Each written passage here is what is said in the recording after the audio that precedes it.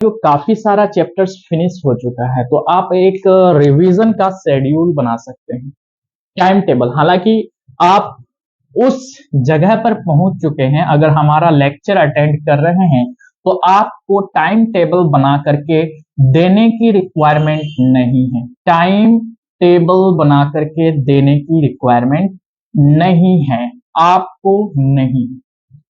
ये time table actual में किसके लिए होता है भाई? जो 1 2 3 4 5 अंडर 10 तक टाइम टेबल आप बना सकते हैं, लेकिन टाइम टेबल बनाने की आपको अभी आप उस सिचुएशन में हैं कि आपको टाइम टेबल या शेड्यूल बना करके देने की रिक्वायरमेंट नहीं है। आपको ये स्ट्रेटेजी ये मालूम होना चाहिए कि what to do and what not to do, what to do and what not to do. आपको इतना पता होना चाहिए, what not to do. Okay, अगर आप इन दोनों चीजों का पता, रिकॉग्नाइजेशन अच्छे तरीके से कर लिए, तो you must have to succeed in all the fields. Okay, अगर आपको ये दो पॉइंट्स, ये दो क्वेश्चंस आपको पता चल गया, क्वेश्चंस का आंसर पता चल गया, ओके, तो इस क्वेश्चन का आंसर पता करने के लिए सर हमको क्या करना चाहिए? हमको करना चाहिए जैसे पूरा एक दिन का, पूरा 1 डे का जितने भी सारे इवेंट्स आपके साथ हो गए, ठीक है, उस इवेंट्स को नाइट में जब आप फाइनली सोने जा रहे हैं, और उस इवेंट्स को याद कीजिए, क्या कीजिए? रिमेंबर कीजिए, एक बार रिमेंबर करने की कोशिश कीजिए, रिमेंबर करने की कोशिश कीजिए कि आज हमने क्या किया है, क्या किया है। ओके, आज हमने क्या किया।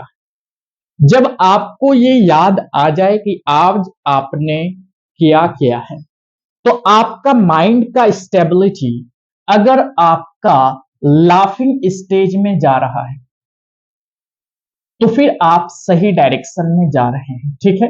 और आपका माइंड विपिंग स्टेज में जा रहा है, मतलब आप अपने काम को याद करके उदास हो गए कि ये नहीं करना चाहिए, ये करना चाहिए, तो आप डेफिनेटली वहां पे एक टारगेट फिक्स कर सकते हैं कि हम टुमारो में क्या करें, मतलब आने वाला कल हम क्या करेंगे, ठीक है, जिससे कि हम इस वीपिंग फेज से, सैड वाला फेज से लाफिंग फेज में जा सके। समझ में आई बात?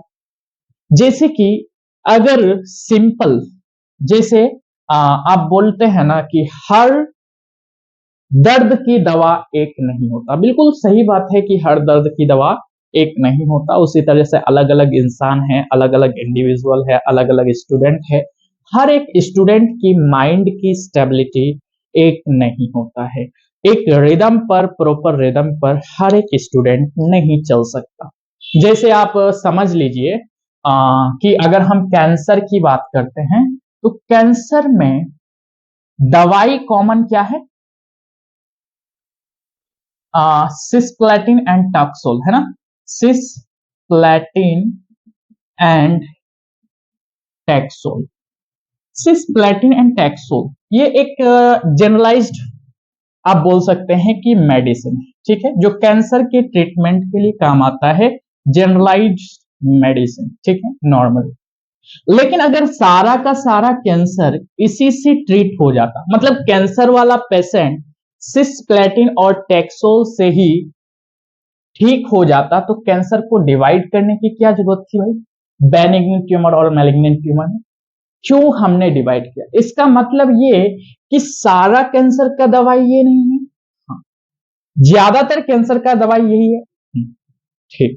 उसी तरीके से हर एक स्टूडेंट है, सभी स्टूडेंट का एक ही सिचुएशन, एक ही सिचुएशन का सॉल्यूशन नहीं हो सकता। आपका जब टाइम मिले तब पढ़िए।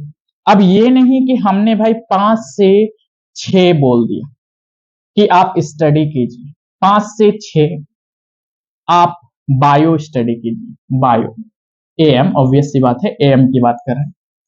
लेकिन अगर आप 5 से 6 नहीं उठ पा रहे हैं, आप उठते हैं 6 से 7, तो भाई जब टाइम मिलता है तब आप आ, अपना एक शेड्यूल बना सकते हैं। कोई जरूरी थोड़ा ना है कि मेरा ही शेड्यूल से चले। ओके, उस लाइफ के फेज पर हम लोग आ चुके हैं, ठीक है। तो जब टाइम मिले आप पढ़िए, जब टाइम मिले मतलब आपका क्या होना चाहिए, जब आप नाइट पर daily basis of events remember करेंगे तो आपके चेहरे पर ये वाला इमोजी आना चाहिए, तब आप सही डायरेक्शन में जा रहे हैं। अदरवाइज आपको नाइट में ऑल डेज इवेंट्स रिमेंबर करने के बाद आपका माइंड में या आपका फेस में सैडनेस होता है, आपको गिल्ट महसूस होता है। Then you have to improve in this phase. Okay, तो दोनों तरीके सही हैं। लेकिन अगर आप पर डे इवेंट्स को रिमेंबर नहीं करते हैं तब तो फिर दिक्कत है कि आपको एहसास ही नहीं होगा कि हम क्या कर रहे हैं, कहां पे गलत हैं, कहां पे सही हैं। Okay, is it clear? तो